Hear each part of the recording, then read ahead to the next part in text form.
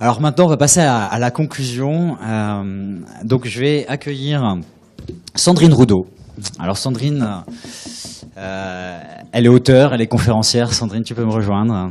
C'est une chercheuse, une semeuse d'utopie, une facilitatrice, une personne engagée qui aime que les autres soient engagés. Elle aime que les gens soient pleins de vie, vivent pleinement. Je crois qu'on peut le dire comme ça. Elle a écrit un livre qui s'appelle Utopie, mode d'emploi, où elle incite les gens justement aussi à rêver, à avoir leur utopie. Une utopie étant quelque chose qui arrive vraiment dans la vraie vie un jour. Son livre est aussi disponible au Coin Librairie. Et tu nous sors aussi un livre dans quelques semaines qui va sortir, tu m'as dit, le 8 novembre, qui devrait s'appeler, on peut lui donner le titre. Allô. Tu en es sûr du titre ou... Le titre, j'en suis sûr, oui. Ok. Donc, ce sera Les Suspendus. Voilà. Énigmatique. Alors, je vais vous lire un peu le texte, parce que je me suis dit, alors là, quand j'ai vu la 4e de couve qu'elle m'a montré tout à l'heure, donc on est en avant-première, hein, là, Sandrine, tu me confirmes. C'était le premier à entendre le titre. Je me suis dit, on va tout de suite comprendre pourquoi Sandrine intervient ce soir. Donc je vous lis ça. L'époque est à la fois tragique et sublime. Tragique car nous affrontons une série de défis, écologiques, violence des routes politiques, lobbying, mortifère, absence d'idéal. Sublime car nous avons un rôle à jouer, une liberté à exercer, l'opportunité de nous accomplir individuellement et collectivement. Nous sommes suspendus entre deux mondes, deux histoires.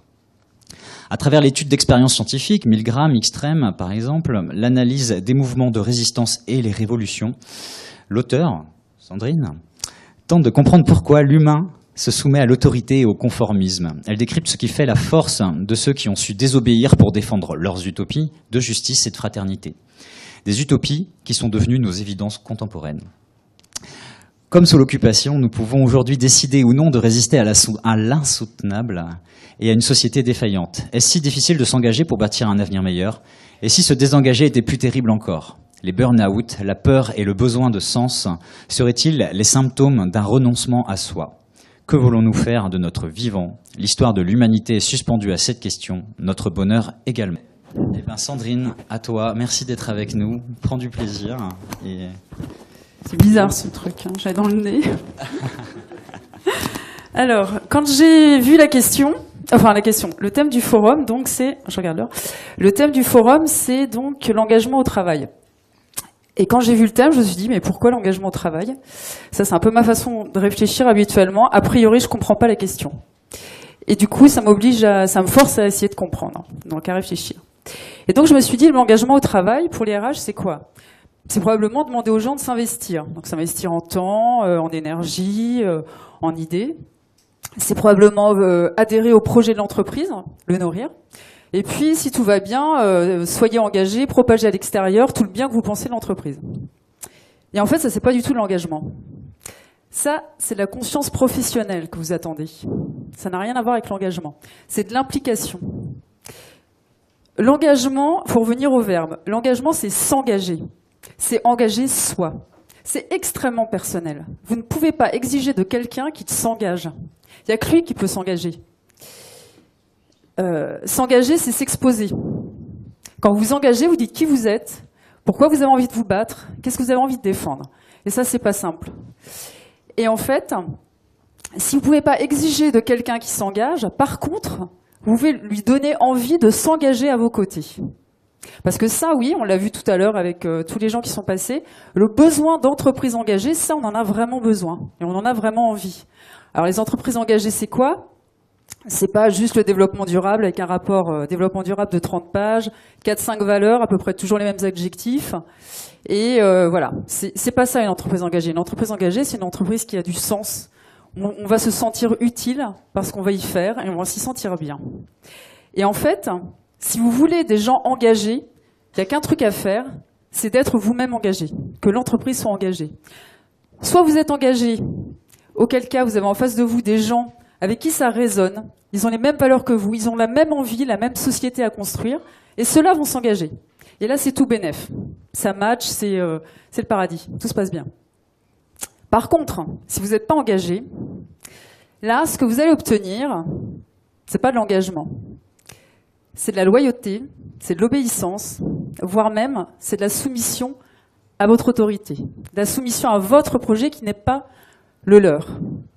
Du reste, c'est pas de l'engagement que vous cherchez. Si vous n'êtes pas engagé, vous ne cherchez pas l'engagement. je vous assure, vaut mieux pas que vous cherchiez des gens engagés. Parce que les gens engagés, c'est exactement l'inverse de l'obéissance. Ce sont des désobéissants. La seule loyauté qu'ils ont... Ça m'énerve ce truc. La seule loyauté qu'ils ont, elle ne sera pas pour vous, à moins que vous soyez engagés. La seule loyauté qu'ils ont, elles sont pour leurs valeurs. C'est ça qui les fait vibrer, c'est ça qui les fait avancer. Et en fait, c'est extrêmement intéressant. Parce que c'est des gens qui vont vous... Comment dire être derrière vos talons pour que vous soyez au cœur de vos engagements. Ils vont rien vous pardonner. Ils vont essayer de nourrir ces engagements, de vous renvoyer dans vos retranchements. Et ça, c'est extrêmement précieux. C'est des gens qui sont vigilants. Ils vont être vigilants pour que vous ne changiez pas de route sur ce que vous leur avez promis. En fait, c'est des contestataires.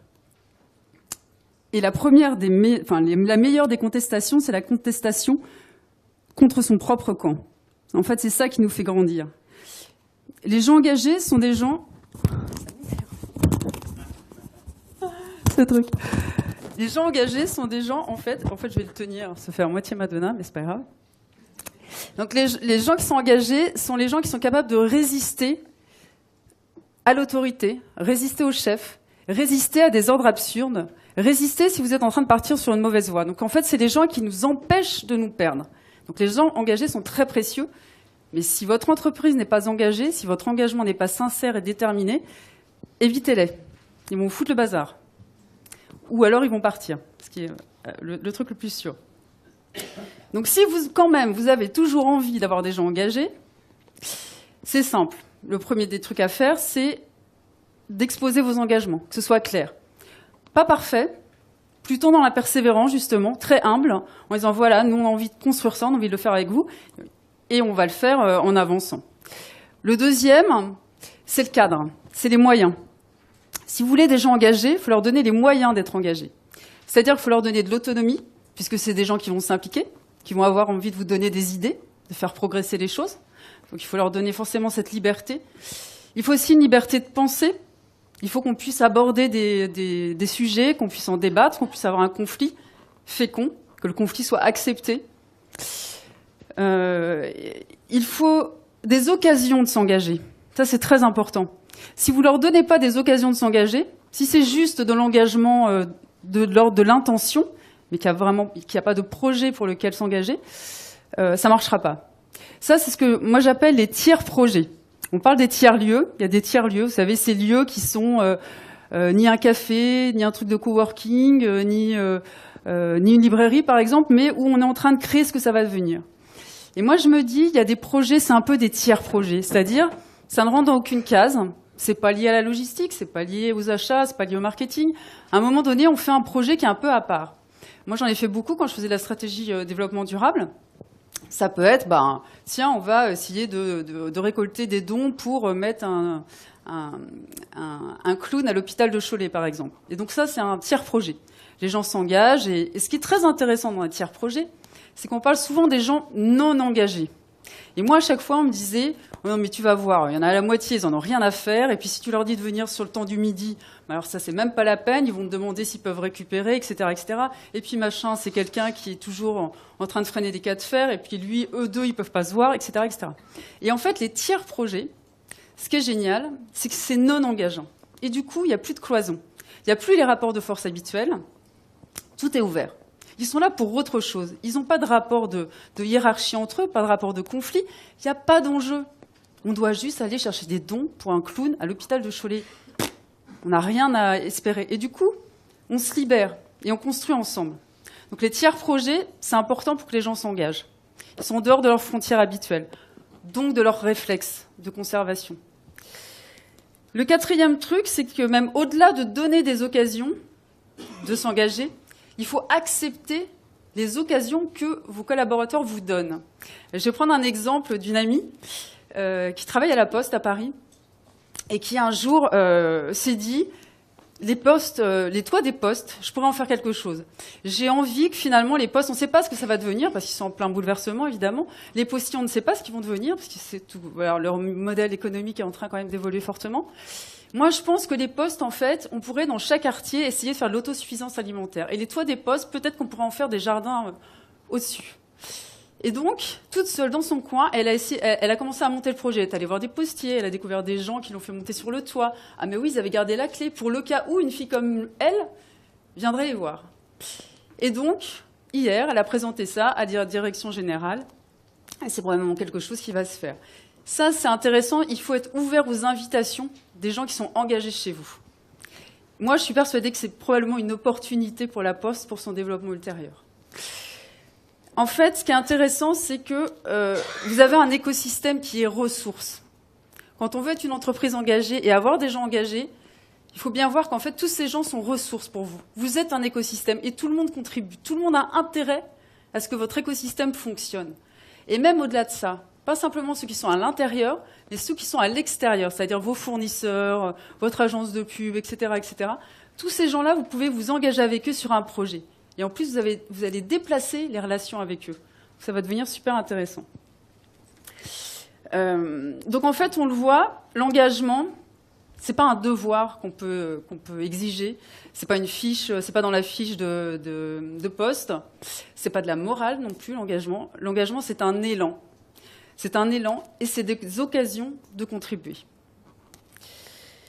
Alors vous allez me dire pourquoi on s'engage d'abord? Pourquoi on s'engagerait? On n'est pas peinard là quand on fait rien.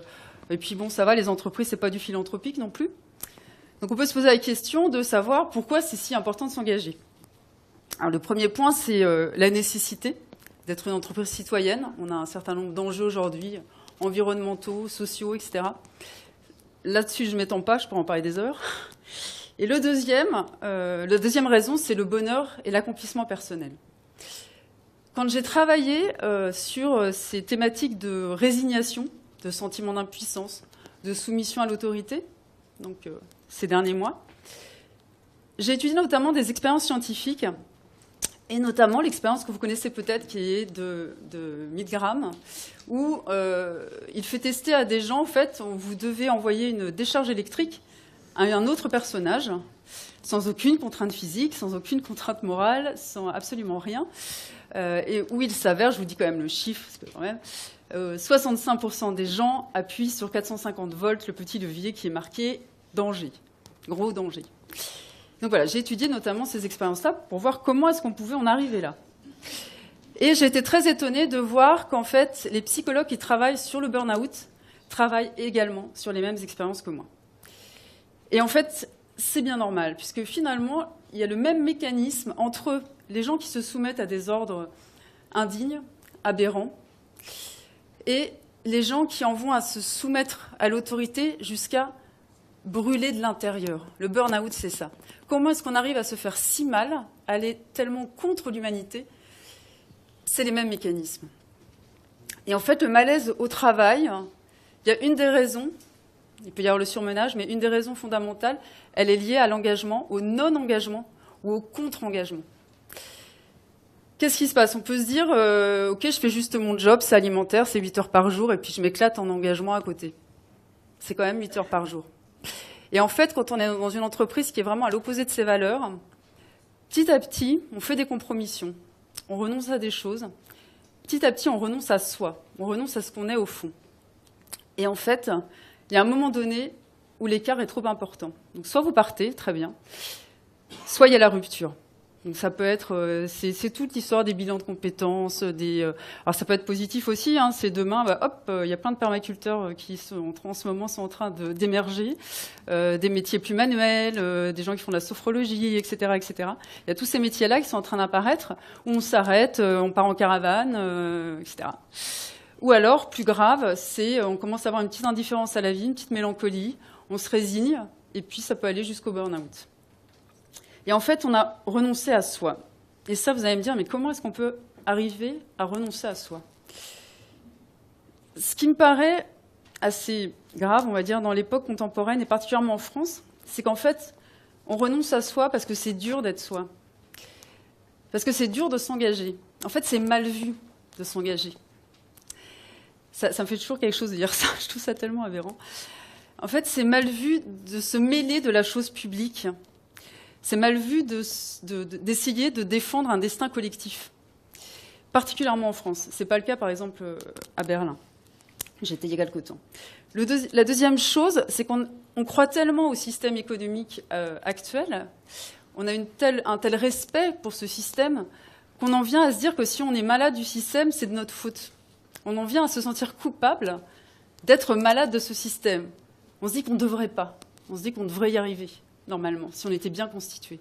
Ça, c'est terrible. Terrible. Le troisième, c'est qu'en fait, on nous a désappris à nous engager. Parce qu'on nous assiste depuis très longtemps sur tout un tas de choses. On nous décharge. Alors, on nous dit comment il faut se vacciner. On nous dit ce qu'il faut manger. 5 légumes par jour, on est d'accord. Et en fait, on nous désimplique sur absolument tout. Voter une fois tous les 5 ans, et puis après, fermez-la. D'accord ? Et en fait, on nous a désappris à s'engager, à la fois pour le collectif, et à prendre des décisions, même pour notre vie privée, ou la vie de nos enfants, etc. Pardon. Et ce qui fait qu'on a désappris à prendre des décisions.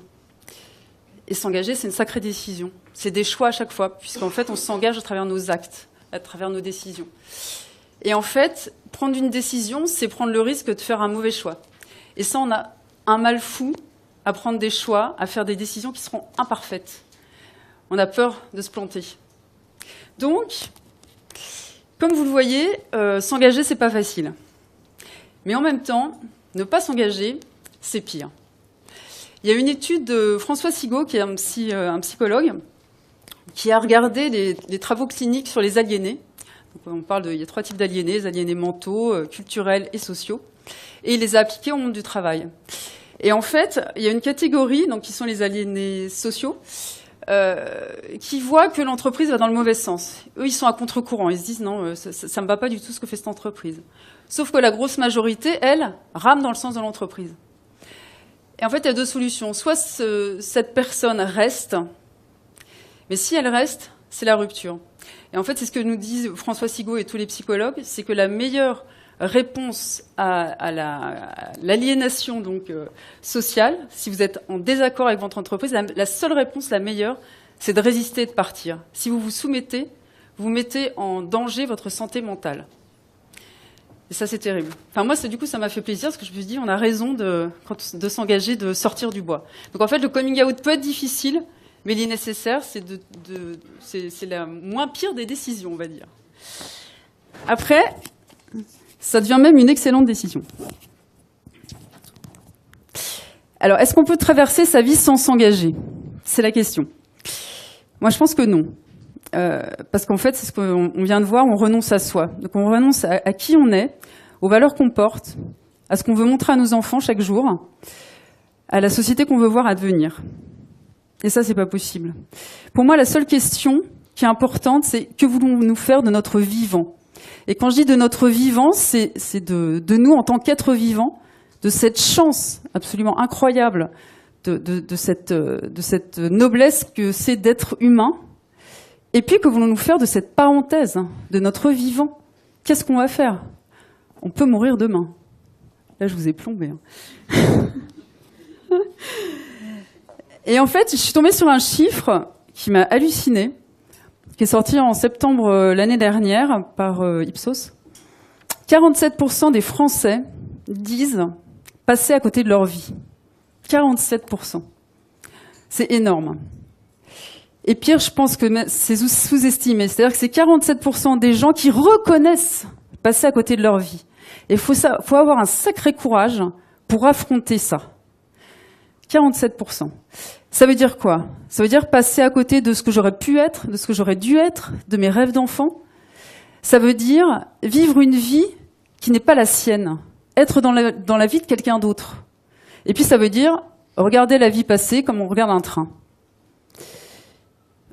Et en fait, moi, je crois pas qu'on est là pour regarder la vie passer. Je crois qu'on est là pour s'accomplir, pour habiter la vie pleinement, intensément. Et en fait, Spinoza parle de l'élan de vie, cet élan qui fait qu'on vit, qu'on passe les obstacles, que voilà, on avance chaque jour, qu'on se lève chaque matin, qu'on rit, qu'on pleure, etc. Cet élan de vie, en fait, Spinoza dit que c'est le désir. C'est le désir qui nous fait avancer. Et d'ailleurs, les psys identifient les dépressions au manque de désir. Les gens qui n'ont plus de désir, c'est ceux-là qui sont en dépression. Donc le désir, c'est vraiment la force vitale. C'est notre puissance d'exister. Plus vous avez de désir de vie, et plus vous êtes puissant dans l'existence et vous avancez. Et comme j'aime bien les mots, j'ai regardé d'où ça venait en termes d'étymologie. Et en fait, le désir, c'est desiderare. Et en fait, siderare, c'est l'astre, c'est l'étoile. Et dé, c'est le manque. Et donc, en fait, le désir, si l'élan de la vie, c'est le désir, ça veut dire qu'on est en manque de l'astre. Qu'on est en manque de soi-même, de l'astre qui est nous-mêmes. Et en fait, le désir, c'est le manque de soi. Et ce qui nous fait avancer dans la vie, c'est l'idée d'aller chercher ce soi. Qui on est au fond. Comment on s'accomplit. Moi, j'appelle ça l'utopie d'être. L'utopie, c'est pas ce qui est réalisable, comme dit Théodore Monod, c'est ce qui est irréalisé. Et l'utopie d'être, c'est ça. C'est-à-dire que on est par-delà ce qu'on est déjà, et on avance, et on repousse les barrières de ce qu'on peut être dans la vie. Alors, l'utopie d'être, ça ne se réalise pas hors sol, ni hors soi. Ça se réalise pas hors sol, c'est-à-dire qu'on est dans cette époque-là. On ne peut pas faire sans. On est dans une époque particulière, dans laquelle il y a des enjeux. On est dans un être ensemble particulier. On ne se réalise pas en dehors des autres. Et on ne se réalise pas en dehors de la réalité. Et c'est ce qu'on dit aussi de la liberté, c'est une liberté toujours par-delà. Par-delà ce qu'il y a et par-delà ce qu'on a à faire. Et le deuxième, c'est qu'on ne se réalise pas hors soi. C'est-à-dire qu'on se réalise uniquement au plus proche de soi-même. Et dans cette idée-là, je vous ai dit que le désir, c'était la force motrice. En fait, il y a deux types de désirs. Il faut faire attention. Il y a les désirs passifs et les désirs actifs. Et en fait, les désirs passifs, c'est ce qu'on croit désirer. On peut désirer, par exemple, faire un cursus scientifique parce que tous nos profs ont envie de ça pour nous. Et on est persuadé de le désirer. On peut désirer avoir une super place parce que la norme sociale trouve que ça serait bien. Et en fait, on identifie ces désirs passifs, ce sont des désirs qui nous aliènent, puisqu'ils viennent de l'extérieur, c'est pas les nôtres. On s'en rend pas compte souvent. Et en fait, on les distingue parce que, en les réalisant, ils nous font pas du bien. Et pourtant, on a réalisé un désir. Donc on arrive à différencier les deux comme ça. Et en fait, les désirs actifs, ceux qui sont vraiment notre puissance de vie, ceux-là, ils viennent du plus profond. Et là, ça se complique. Parce qu'on a du mal à savoir qui on est au plus profond. En fait, on a une identité. Alors l'identité, c'est tout ce qu'on fait, tout ce qu'on pense, nos réflexes, ce qu'on pense de nous, mais aussi ce que nous, on pense de nous. C'est un peu tout ce qui nous constitue. Et en fait, cette identité, il faudrait la lâcher un peu. Tu seras fouetté. Parce que l'identité, ça nous fige, ça nous empêche d'évoluer, ça nous empêche de nous remettre sur la table, entre guillemets. Et deux, parce que l'identité, elle est aliénée par deux choses. Elle est aliénée par le souci de l'image et par notre besoin de reconnaissance.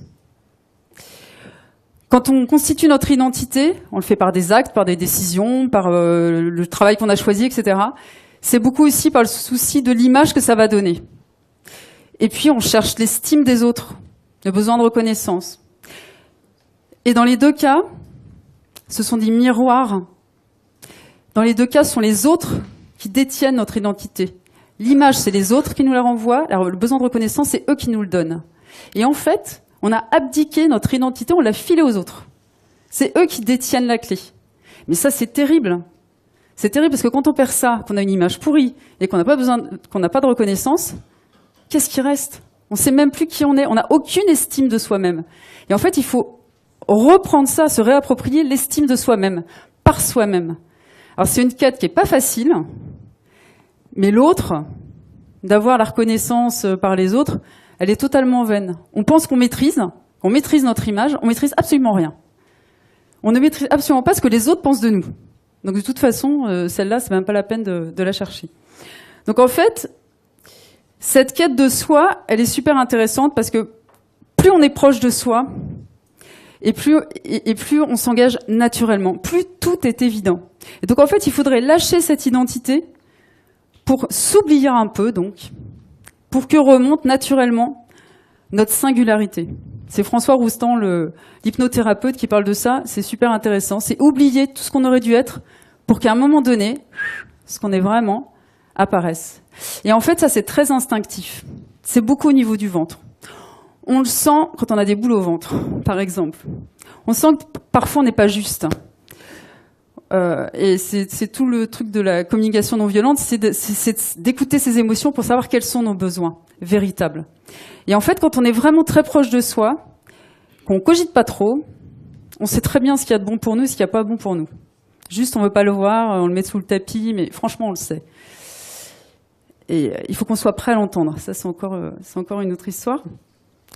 Et en fait, quand on est engagé naturellement, on est engagé pour soi, pour s'accomplir soi, et on est engagé dans le monde. Et en fait, les deux choses sont en parfaite résonance. Quand on arrive à l'accomplissement de soi, c'est l'accomplissement de notre place dans le monde. On participe à la grande marche du monde, à quelque chose de plus grand que nous, qui passe par nous.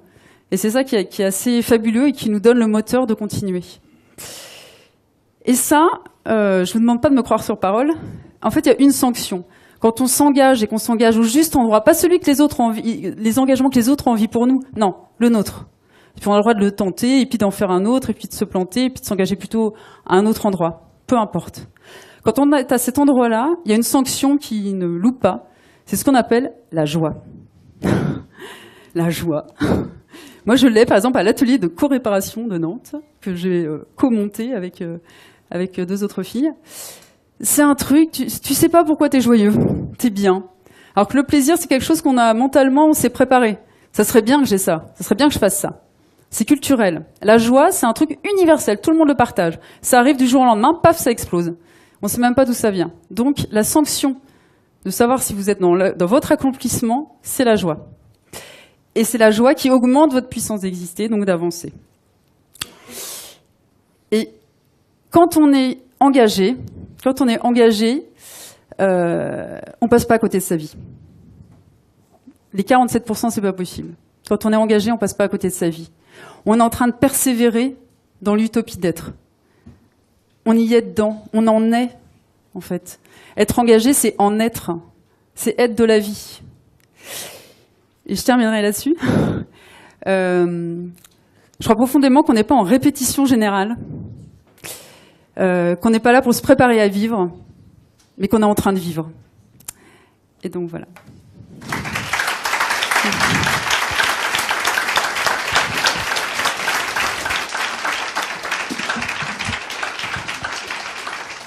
Merci beaucoup Sandrine pour cette très belle conclusion.